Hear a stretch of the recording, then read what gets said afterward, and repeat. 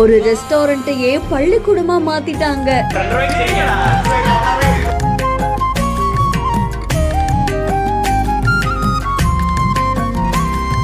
மறுபடியும் பள்ளிக்கூடத்துக்கு போன மாதிரி அவ்வளவு சந்தோஷமா இருக்காங்க.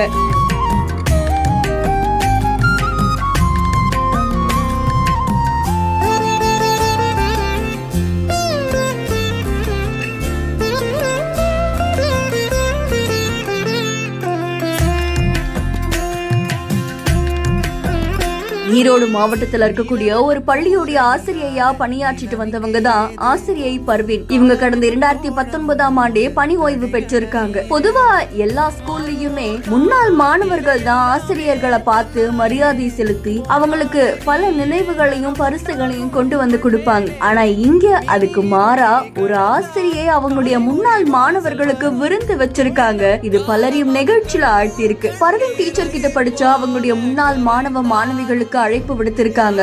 சோலாரில இருக்கக்கூடிய ஒரு தனியார் உணவகத்துல விருந்துக்கு ஏற்பாடையும் செஞ்சிருக்காங்க. ஆசிரியருடைய அழைப்பை ஏற்று முன்னாள் மாணவ மாணவிகள் கிட்டத்தட்ட 60 பேர் இங்க வந்திருக்காங்களாமா.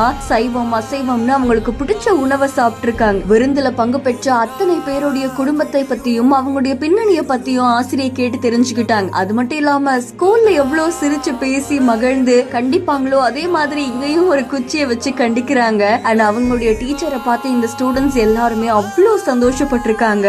நிறைய விஷயங்களை கலந்துரையாடி இருக்காங்க. சாதாரண சந்திப்புல பல நினைவுகளையுமே ஞாபகப்படுத்தி இருக்காங்க அப்படின்னு தெரிவிச்சிருக்காங்க. அதை தொடர்ந்து ஆசிரியை கொடுத்த இந்த விருந்துல கலந்துகிட்ட அத்தனை பேருமே மகிழ்ச்சியோட அங்க இருந்து கிளம்பி இருக்காங்க. வீடியோ பத்தின உங்களுடைய கருத்துக்களை கமெண்ட்ல சொல்லுங்க. மேலும் செய்திகளை உடனுக்குடன் தெரிந்து கொள்ள பிஹைண்ட் நியூஸ் வாட்ஸ்அப் சேனலுடன் இணைந்திருங்கள்.